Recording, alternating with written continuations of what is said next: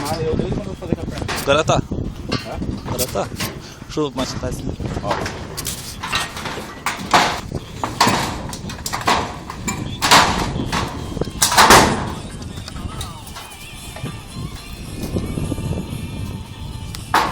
E aí, meu camarada? Eu não alcanço o balde de textura. Não dá pra dar pausa, não? Não dá.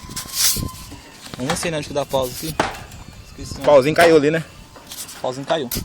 É, dá com essa textura lá, a textura. Aquela fita. Faz de conta que eu sou ele que faço. Vem cá, né? Aí você tem lá. Você vai ter que ajudar um pouco a descer aqui desse. Ela sair daqui da lá. Eu me responsabilizo.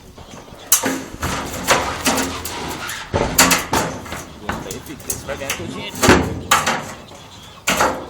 Pode soltar. Adrenalina na hora de descer, né? Pois é. Eu vou ficar bombado. Solta. Larará. Boa. Esse meu sar cai daqui de cima. Não é nada. Aqui ó, a embreagem dela. Ah, mas essa fita eu não vou precisar aqui também. Deixa ela na sombra ali.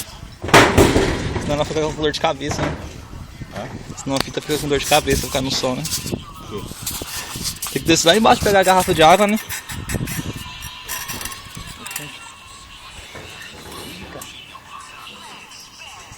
Ficou errado aqui. E agora? É doido, mas você fica pertinho demais da parede, não atrapalha não? Por enquanto tô pertinho. Depois você afasta, né? Errado aqui, velho. E agora? Ela não corre. Se o céu desce.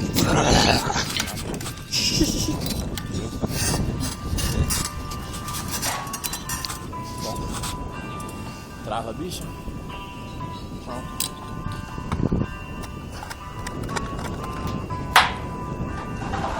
Faz de conta que eu sou ele que eu faço. Daqui não pega muito bem.